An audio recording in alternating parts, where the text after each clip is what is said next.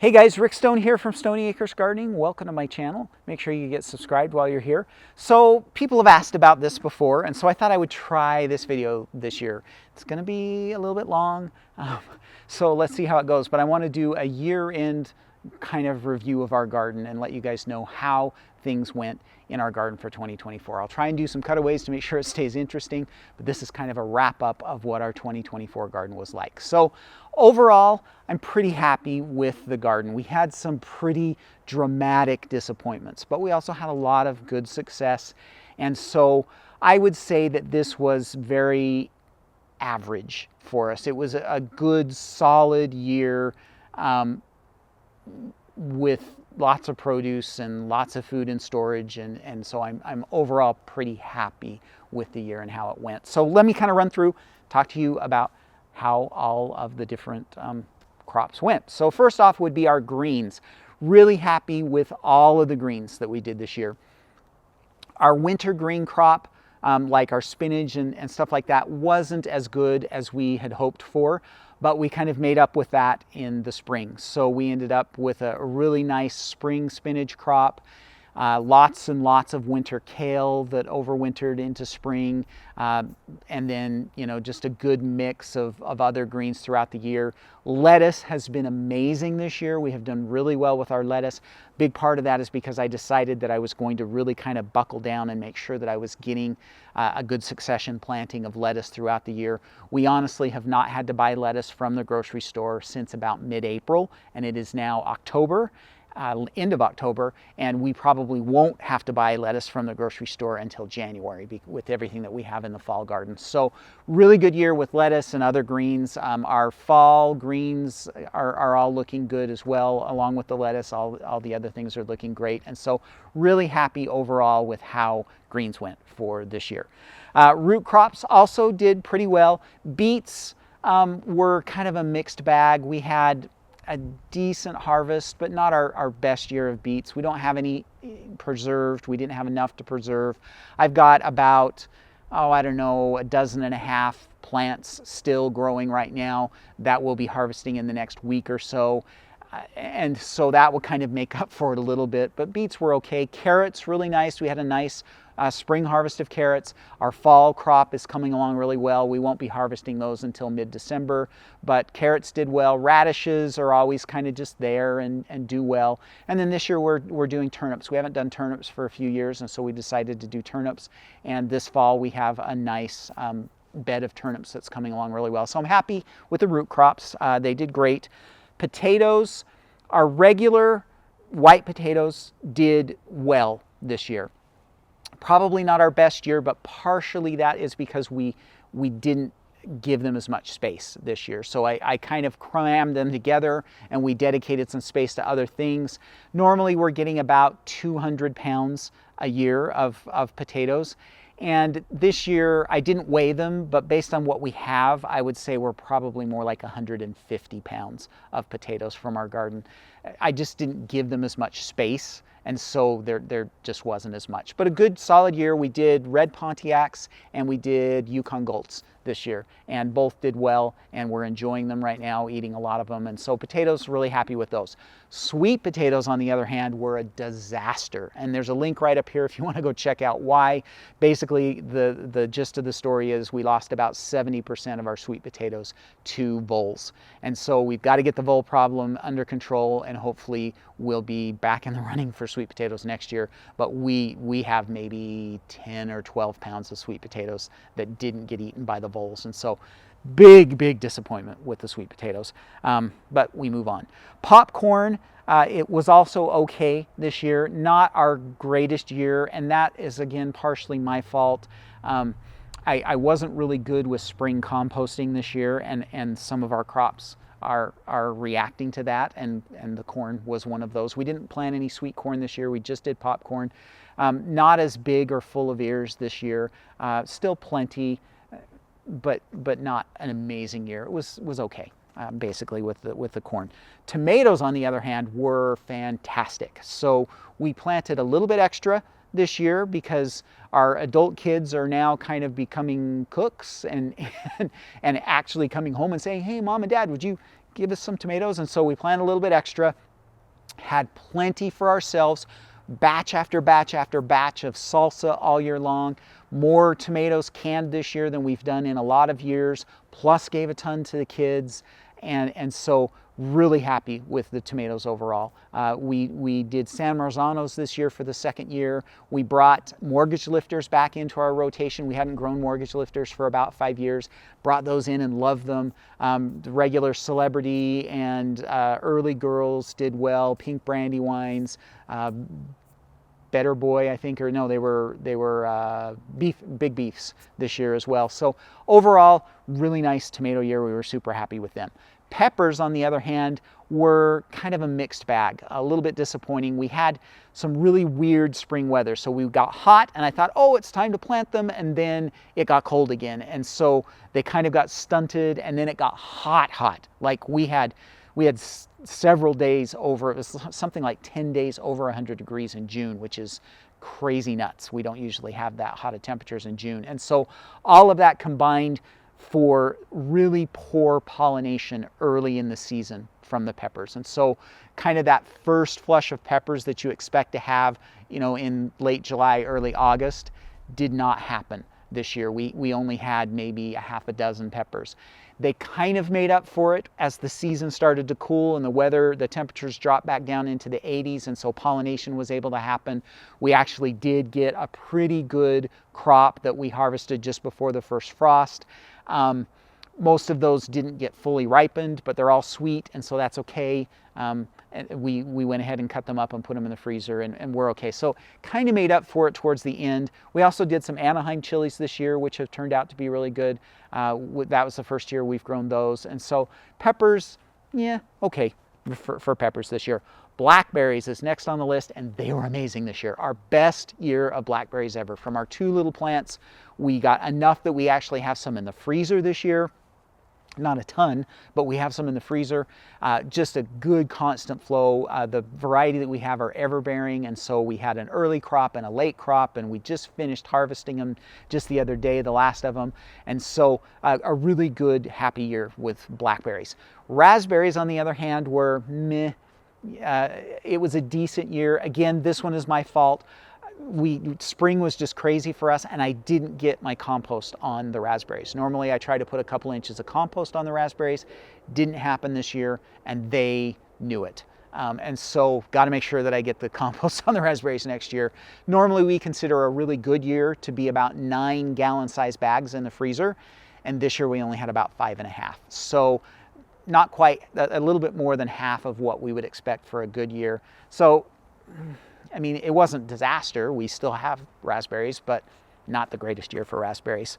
Squash. So good year for squash overall. Lots of spaghetti squash, lots of sugar pumpkins. Those did really well. Lots of cucumbers, lots of zucchini, too many zucchini. I planted too many plants, and next year AJ's going to make me just have 1 plant of zucchini.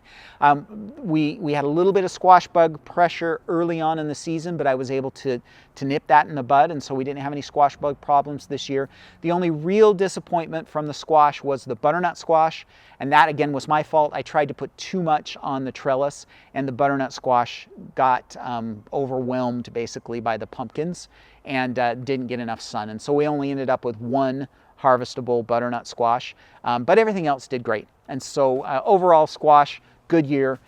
Not amazing year, but we've got probably 18 spaghetti squash in storage and about 10 sugar pumpkins. And so, cucumbers were really good this year. We gave plenty away to the kids, but still had plenty for us to eat as well. And so cucumbers were great. So overall, good year for squash. Melons, on the other hand, were a flop.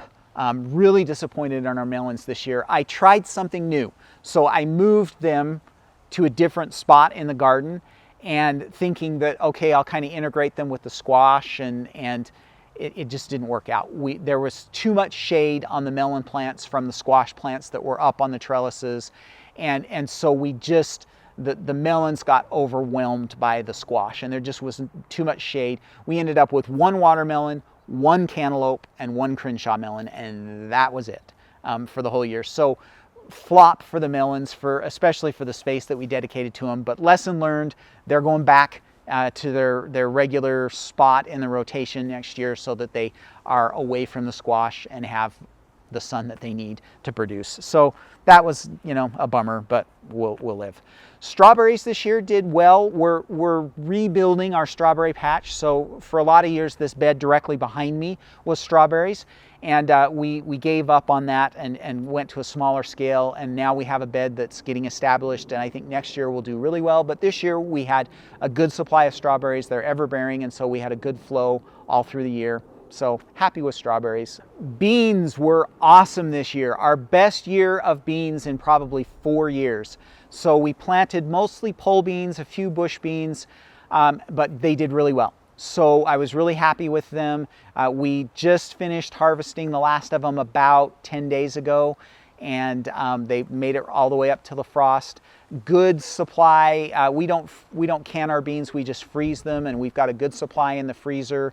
Had plenty to eat fresh all season long. So really good year for beans. We were happy with beans. We also did some pinto beans as an experiment. We'd never grown pintos before.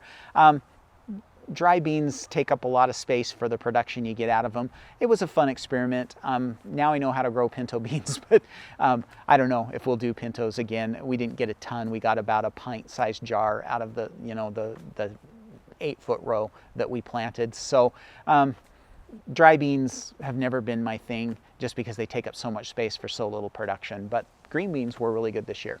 Peas were really good, but we were disappointed because somebody at the farm store messed up big time. So we bought our pea seeds from the farm store, from their bulk bins, and we thought we were planting shelling peas and sugar snap peas. And it turned out that the plants that we thought were shelling peas had been mislabeled, and they were actually snow peas. And so we planted 3 15-foot rows of snow peas. And so we have way too many snow peas in the freezer right now that we didn't mean to have. We meant to have more shelling peas. So that was a bit of a disappointment. The production was still really high. They did really well. It just wasn't the right peas. Not our fault. Lesson learned, we'll order peas. We won't get them from the bulk bin anymore. Let's see. Next on the list would be our fruit trees. Peaches, meh. Not that great this year. We had a lot of bird pressure this year that I didn't realize. We were kind of vacationing for a little bit, and right when I should have been here watching my peaches, the birds started attacking them, and we lost a lot of our peaches to the birds this year. So we ended up, and we recognized we only have just one small dwarf peach tree. Usually we get about a bushel of peaches. We were about half that this year because we lost so many to the birds. So a little bit disappointed there. They were still good, but not the greatest harvest of peaches. But apples, on the other hand, were amazing. So super good. We had our early Fujis did really well, and our Honey Crisps are amazing. The early Fuji, some of them were split because of the kind of the hot weather that we had, and so we really got after those and ate them quickly. So the early Fujis are gone already, but we still have 2 bushels of Honey Crisp that are down in storage, and we're hoping that they're going to last all the way until December so that we can have apple pies through the holidays. So we're super excited. Apples did really well this year. Next is herbs. So I've never been a big herb grower. Just kind of thrown in some basil here and there and maybe some parsley or something. But we've been reading a lot about all the contamination that happens in the herb industry. And so we decided this year we wanted to up our production of herbs and grow our own culinary herbs. And so we did a ton of basil. We did sage, we did oregano and thyme, we did parsley and peppermint.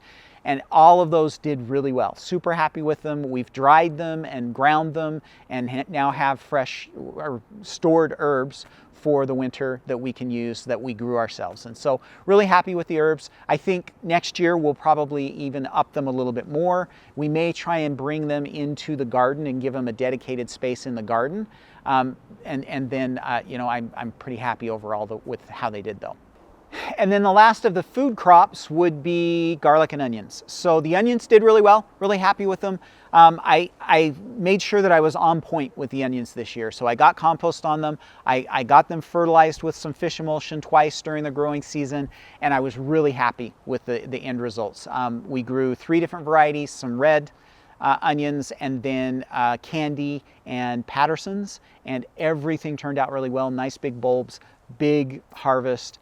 We're still eating them like crazy, giving them away to the kids, and they're doing really well. And then I did the same with garlic, was really on point, made sure that I got them composted early in the spring, fertilized them twice with fish emulsion during the season, had a really good garlic harvest, nice big cloves and bulbs, and so super happy with those. And then the last thing is not a food crop, but is instead flowers. We decided this year that we wanted to add more flowers to our garden. Tree Leaf Market kind of helped us out a little bit here and sent us some seeds, and we integrated a bunch of new flowers into our garden that were, you know, kind of a combination of pollinator attractors and pest repellers as well. Some just kind of a few of the ones that we added. We always grow marigolds, but we grew a couple of different varieties of marigolds this year than we usually do. We added petunias to the garden. We added holy basil, calendria, nasturtium. Oh boy, what else? Just a bunch. Amaranth. We added amaranth, and that was really fun. And so a bunch more flowers for both repelling and attracting. And I felt like that our garden felt more balanced, and it was nice to see flowers in the garden this year, and that's something that we're going to continue to try and improve with next year as well. So overall, 2024, really good year. Let me know what you think about this video. I know it was a little bit long, but I thought I would kind of just throw it in and see if you guys might be interested in how the 2024 garden went. Let me know down in the comments how your garden went as well, and make sure that you check out the Gardening Academy. And I'll do a little clip at the end about that, but we'd love to have you come and join us in the Gardening Academy. All right, ready for a little bit of a winter's break. We do have a fall garden that is growing and doing well, but happy for a little bit of a winter's break, and we'll be back in 2025 for an amazing garden again next year. Okay, talk to you later. Happy gardening. Hey guys, thanks again for watching, and make sure you get subscribed to my channel. Here's a couple of videos that YouTube thinks you're really going to enjoy.